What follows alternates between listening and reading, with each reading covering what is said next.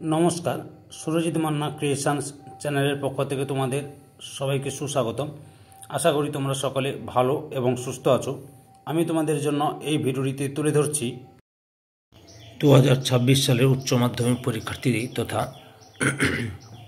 2025 সালের ক্লাস 12-এর ছাত্রছাত্রীদের third semester 2025 পরীক্ষার জন্য ইতিহাসের প্রথম অধ্যায় পর্যটকদের দৃষ্টিতে ভারত, ওখান থেকে 100টি এমসিকিউ প্রশ্নের সম্পূর্ণ সমাধান করছি সেট 1-এ। তাই তোমাদের কাছে অনুরোধ, তোমরা ভিডিওটি না টেনে পুরোটা দেখো। ভিডিওটি কেমন লাগলো কমেন্ট করে জানিও, ভিডিওটিতে লাইক দাও এবং শেয়ার করো এবং চ্যানেলটিকে সাবস্ক্রাইব করে চ্যানেলের পাশে থাকো। আলোচনা শুরু করছি। প্রথম প্রশ্ন, বিদেশি পর্যটকরা নতুন দেশে যান। অপশান গয়ে সবকটি সঠিক। পরের প্রশ্ন, অল বিরুনি জন্মগ্রহণ করেন। অপশান কয়ে 973 খ্রিস্টাব্দে।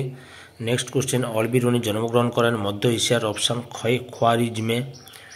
পরের প্রশ্ন, ফাদার অফ মডার্ন জিওডেসি বলা হয়। অপশান খয়ে অল বিরুনিকে। পরের প্রশ্ন, যে সকল ভাষায় অল বিরুনি ব্যুৎপত্তি অর্জন করেছিলেন সেগুলি হলো। অপশান ঘয়ে সবকটি সঠিক। নেক্সট, অল বিরুনি যে ভাষা জানতেন না। অপশান ঘয়ে গ্রিক। নেক্সট, সুলতান মাহমুদ খোয়ারিজম রাজ্যে অভিযান চালান। অপশান কয় 1017 খ্রিস্টাব্দে। পরের প্রশ্ন, খোয়ারিজম রাজ্য অভিযানের সময় অল বিরুনিকে গজনিতে নিয়ে আসেন। অপশান খয়ে সুলতান মাহমুদ। পরের প্রশ্ন, খোয়ারিজম থেকে গজনিতে এসে অল বিরুনি নিযুক্ত হন। অপশান কয় রাজ জ্যোতিষীর পদে। পরের প্রশ্ন, সুলতান মাহমুদ কতবার ভারত আক্রমণ করেন। অপশান কয় 17 বার। পরের প্রশ্ন, সংস্কৃত ভাষায় লেখা জ্যোতির্বিদ্যা, গণিত ইত্যাদি বিষয়ক গ্রন্থগুলি আরবি ভাষায় অনুদিত হতে থাকে। অপশান কয় 8ম শতক থেকে। পরের প্রশ্ন, নিম্নলিখিত কোন অঞ্চলটি সুলতান মাহমুদ দখল করেছিলেন। অপশান গয় পাঞ্জাব। পরের প্রশ্ন, অল বিরুনি ভারতে আসেন। অপশান ক্ষয় খ্রিস্টীয় 11 শতকে।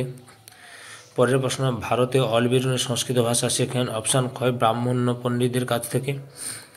পরের প্রশ্ন, নিম্নলিখিত কোন ভাষা অল বিরুনি ভারতের সংস্কৃত, পালি এবং প্রাকৃত সাহিত্যগুলির অনুবাদ করেন। অপশান ক্ষয় আরবি। পরের প্রশ্ন, পতঞ্জলির মহাভাষ্যের আরবি অনুবাদ করেন। অপশান কয় অল বিরুনি। পরের প্রশ্ন, গ্রিক গণিতজ্ঞ ইউক্লিডের রচনায় সংস্কৃত অনুবাদ করেন। অপশান ক্ষয় অল বিরুনি। পরের প্রশ্ন, ভারতের অভিজ্ঞতা সম্পর্কে অল বিরুনি যে গ্রন্থটি রচনা করেন তার নাম। অপশান কয় কিতাবুল হিন্দ। পরের প্রশ্ন, কিতাবুল হিন্দ গ্রন্থটি অপশান কয় আরবি ভাষায় লেখা। নেক্সট, কিতাবুল হিন্দ গ্রন্থটি অপর কি নামে পরিচিত। অপশান ঘয়ে তহকিক ই হিন্দ। পরের প্রশ্ন, কিতাবুল হিন্দ গ্রন্থে অল বিরুনি অনেক সময় অধ্যায় শুরু করেছেন। অপশান কয় প্রশ্নের মাধ্যমে। নেক্সট, অল বিরুনি তার ভ্রমণ বৃত্তান্তে ভারতকে কী নামে উল্লেখ করেছেন। অপশান গয় অল হিন্দ। পরের প্রশ্ন, হিন্দু শব্দটির উদ্ভব হয়েছে। অপশান কয় প্রাচীন পারসিক শব্দ থেকে। পরের প্রশ্ন, আরবরা সিন্ধু নদের পূর্বের এলাকাকে বলতেন। অপশান কয় অল হিন্দ। নেক্সট, ভারতকে হিন্দুস্তান বলে উল্লেখ করেন। অপশান ঘয়ে তুর্কিরা। তুর্কিরা হিন্দুস্তানের ভাষাকে বলেছেন। অপশান ঘয় হিন্দাবি। অল বিরুনির বিবরণী অনুযায়ী কনৌজের পার্শ্ববর্তী অঞ্চল পরিচিত ছিল। অপশান ক্ষয় মধ্য দেশ নামে। নেক্সট, অল বিরুনির সময়কালে ভারতের রাজনীতির কেন্দ্রবিন্দু ছিল। অপশান কয় কনৌজ তার পার্শ্ববর্তী অঞ্চল। নেক্সট, সুলতান মাহমুদ এদেশের সমৃদ্ধিকে ধ্বংসস্তূপে পরিণত করেছেন। হিন্দুরা ধূলিকণার মতো চতুর্দিকে ছড়িয়ে পড়েছে মন্তব্যটি করেন। অপশান গয় অল বিরুনি। আদি বৈদিক যুগে বর্ণ বলতে বোঝাতো। অপশান কয় গায়ের রঙকে। পরের প্রশ্ন, ভারতীয় সমাজের চতুর্বর্ণ প্রথা সম্পর্কে বিস্তারিত বিবরণ দিয়েছেন। অপশান কয় অল বিরুনি। পরের প্রশ্ন, বর্ণপ্রথা সর্বোচ্চে অবস্থান করেন। অপশান কয় ব্রাহ্মণ। পরের প্রশ্ন, বিশ্ব স্রষ্টা ব্রহ্মার মস্তিষ্ক থেকে উৎপত্তি হয়েছে। অপশান কয় ব্রাহ্মণের। পরের প্রশ্ন, পূজার্চনা অধ্যয়ন এবং অধ্যাপনার অধিকারী ছিলেন। অপশান কয় ব্রাহ্মণরা। পরের প্রশ্ন, অল বিরুনির বর্ণনা অনুযায়ী কারা মদ্যপান, আমিষ ভক্ষণ এবং পশু হত্যা করা থেকে বিরত থাকতেন। অপশান ঘয় ব্রাহ্মণরা। পরের প্রশ্ন, বর্ণ ব্যবস্থার দ্বিতীয় স্তরে ছিলেন। অপশান ক্ষয় ক্ষত্রিয়রা। পরের প্রশ্ন, ক্ষত্রিয়দের উৎপত্তি হয়েছে দেবতা ব্রহ্মার হাত ও কান থেকে। পরের প্রশ্ন, অল বিরুনির মতে ক্ষত্রিয়রা অধিকারী ছিলেন কেবল। অপশান কয় বেদপাঠের। পরের প্রশ্ন, দেশ শাসন, দেশ রক্ষা এবং যুদ্ধ বিগ্রহ করা কাদের প্রধান কর্তব্য ছিল বলে অল বিরুনি লিখেছেন। অপশান ক্ষয় ক্ষত্রিয়দের। পরের প্রশ্ন, নিম্নলিখিত তথ্যের ভিত্তিতে সঠিক উত্তরটি নির্বাচন করো। বর্ণ ব্যবস্থা তৃতীয় স্তরে এদের অবস্থান। এদের প্রধান কর্তব্য হল কৃষিকাজ, পশুপালন এবং ব্রাহ্মণদের সেবা করা। অপশান গ বৈশ্য। পরের প্রশ্ন, বৈশ্যদের উৎপত্তি হয়েছে দেবতা ব্রহ্মার। অপশান গ উরু যুগল থেকে। পরের প্রশ্ন, বর্ণ ব্যবস্থার চতুর্থ বা সর্বশেষ স্তরে আছেন। অপশান ঘ শূদ্ররা। নেক্সট, দেবতা ব্রহ্মার পা থেকে উৎপত্তি হয়েছে। অপশান ঘ শূদ্রদের। নেক্সট, শূদ্রদের প্রধান কর্তব্য হল অপশান ঘ ব্রাহ্মণদের সমস্ত রকম সেবা করা। নেক্সট, কারা শূদ্রদের সঙ্গে মেলামেশা এবং তাদের কাছাকাছি বসবাস করতে বলে অলবিরুনি লিখেছেন। অপশান ঘ বৈশ্যরা। নেক্সট, অলবিরুনির বর্ণনা অনুযায়ী বর্ণ চতুর্থদের উচ্চ স্তরে ছিলেন। অপশান ক অন্তর্জরা। নেক্সট, বর্ণ চতুর্থদের নিম্ন স্তরে ছিলেন। অপশান খ অচ্ছুদ্রা। নেক্সট, শূদ্র পিতা ও ব্রাহ্মণ মাতার সন্তানরা সমাজে পরিচিত ছিলেন। অপশান ঘ অচ্ছুদ নামে। নেক্সট, হিন্দু ছাড়াও অন্যান্যদের অলবিরুনি কী নামে অভিহিত করেছেন। অপশান ঘ শ্লেষ। পরের প্রশ্ন, অলবিরুনি কাদের জীবনযাত্রায় চতুরাশ্রমের অস্তিত্ব লক্ষ্য করেছেন। অপশান ক ব্রাহ্মণদের। পরের প্রশ্ন, আশ্রম শব্দের অর্থ হল। অপশান গ আশ্রয়। পরের প্রশ্ন, কত বছর বয়স থেকে ব্রহ্মচর্য শুরু হতো। অপশান ঘ 8 বছর। নেক্সট, কিশোর ব্রাহ্মণকে দ্বিজত্বে বরণ করা হয়। অপশান ক 8 বছর বয়সে। নেক্সট, কোন পর্বে পরিমিত এবং নিরামিষ আহার বাধ্যতামূলক ছিল। অপশান ক ব্রহ্মচর্য। নেক্সট, অলবিরুনির বর্ণনা অনুযায়ী গৃহস্থ আশ্রমের প্রধান কাজ হল। অপশান গ বিবাহ করে সংসার ধর্ম পালন। পরের প্রশ্ন, কোন কাজ ব্রাহ্মণদের ক্ষেত্রে এক প্রকার নিষিদ্ধ ছিল বলে অলবিরুনি লিখেছেন। অপশান গ বাণিজ্য। নেক্সট, চতুরাশ্রম প্রথা তৃতীয় পর্বটি হল। অপশান ঘ বানপ্রস্থ। নেক্সট, কোন পর্বে ব্রাহ্মণ নিজ গৃহ ত্যাগ করে সমাজের বাইরে নিঃসঙ্গ জীবনযাপন করতেন। অপশান গ বানপ্রস্থ। নেক্সট, চতুর্থ বা শেষ আশ্রমটি হল। অপশান ঘ সন্ন্যাস। পরের প্রশ্ন, অলবিরুনির বিবরণ অনুযায়ী কোন পর্বে মায়া, মমতা, লোভ, হিংসা ইত্যাদি ইহজাগতিক বন্ধন থেকে মুক্ত হয়ে ব্রাহ্মণ ঈশ্বর সাধনার দ্বারা মোক্ষ লাভের আশায় নিয়োজিত থাকতেন। অপশান ক সন্ন্যাস। পরের প্রশ্ন, অলবিরুনি ভারতীয় বর্ণ জাতি ব্যবস্থার যে বিবরণ দিয়েছেন তা গভীরভাবে প্রভাবিত ছিল। অপশান ক সংস্কৃত সাহিত্যের দ্বারা। নেক্সট, অলবিরুনির মতে ভারতে খোলা আকাশের নিচে মৃতদেহ রাখার প্রথার সঙ্গে কাদের অন্ত্যেষ্টিক্রিয়ার সাদৃশ্য রয়েছে। অপশান ক পারসিকদের। নেক্সট, মৃতদেহকে অগ্নিতে দগ্ধ করার বিধান দেন। অপশান ক বাসুদেব নারায়ণ। পরের প্রশ্ন, ভারতে এসে অলবিরুনি প্রথম যে বাধার সম্মুখীন হন তা হল। অপশান ক সংস্কৃত ভাষা। পরের প্রশ্ন, সংস্কৃত ভাষা সম্পর্কে নিম্নলিখিত মন্তব্যগুলি কে করেছেন। না, অপশান খ অলবিরুনি। অলবিরুনি বলেছেন হিন্দুরা ও গ্রিকদের মতো লেখেন। অপশান খ বাম দিক থেকে ডান দিকে। পরের প্রশ্ন, অলবিরুনির ভারত ভ্রমণকালে সর্বাধিক প্রচলিত বর্ণমালা। অপশান ক সিদ্ধ মাতৃকা।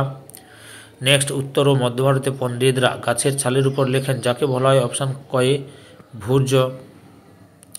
পরের প্রশ্ন, অলবিরুনি লিখেছিলেন যে ভারতীয়রা বইকে কাপড় দিয়ে মুড়ে রাখেন, যেগুলি পরিচিত। অপশান ক পুঁথি নামে। পরের প্রশ্ন, অলবিরুনি লক্ষ্য করছেন যে হিন্দু গ্রন্থগুলি প্রথমে লেখা থাকতো। অপশান ক ওম দিয়ে। অলবিরুনি ভারত ভ্রমণকালে বিজ্ঞানের যে শাখায় ভারতীয়দের সবচেয়ে বেশি আগ্রহ ছিল সেটি হল। অপশান ক জ্যোতির্বিজ্ঞান। নেক্সট, অলবিরুনির মতে ইসলামীয় সিদ্ধ হিন্দু গ্রন্থটি ভারতে পরিচিত। অপশান ক সিদ্ধান্ত নামে। নেক্সট, সিদ্ধান্তের থেকে কম ভালো গ্রন্থগুলিকে বলা হতো। অপশান ক তন্ত্র বা করণ। নেক্সট, ভারতের মন্দিরগুলি এক ধরনের শিল্পকলা যা বিশ্বের সেরা স্থাপত্যের একটি কে বলেছিলেন। অপশান ক অলবিরুনি। পরের প্রশ্ন, অলবিরুনি বৌদ্ধদের কী নামে অভিহিত করেছেন। অপশান খ সমনীয়। পরের প্রশ্ন, অলবিরুনির বিবরণ অনুযায়ী বৌদ্ধরা মনে প্রাণে ঘৃণা করতেন। অপশান ক ব্রাহ্মণদের। নেক্সট, অলবিরুনির মৃত্যু হয়। অপশান ক 1048 খ্রিস্টাব্দে। নেক্সট, কোন ইউরোপীয় পর্যটক প্রথম রেশম মত পাড়ি দিয়ে চীনে এসেছিলেন। অপশান খ মার্কো পোলো। পরের প্রশ্ন, ত্রয়োদশ শতকে ভারতের সমাজ, অর্থনীতি, ধর্ম ও দর্শন সম্পর্কে আমরা যে বিদেশি পর্যটকদের বিবরণ থেকে জানতে পারি তিনি হলেন। অপশান গ Marco polo.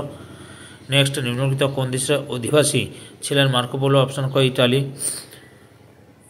Next, Marco Polo জন্মেছিলেন। অপশান ক ইটালির ভেনিস শহরে। নেক্সট, মার্কো পোলো জন্মগ্রহণ করেছিলেন। অপশান গ 1254 খ্রিস্টাব্দে। নেক্সট, মিলিওয়ান নাম বা উপাধিটির সঙ্গে কে জড়িত। অপশান ক Marco polo. Next, Marco polo প্রথম কত বছর বয়সে চীনের শাসক কুবলাই খানের দরবারে যান। অপশান খ 5 বছর। নেক্সট, মার্কো পোলো ভারতে আসেন। অপশান খ খ্রিস্টীয় ত্রয়োদশ শতকের শেষভাগে। পরের প্রশ্ন, ইটালির মার্কো পোলো কতবার ভারত সফর করেন। অপশান খ 2বার। নেক্সট, মার্কো পোলোর ভ্রমণ কাহিনী লিপিবদ্ধ রয়েছে যে গ্রন্থে, সেটির নাম হলো অপশান কয়ে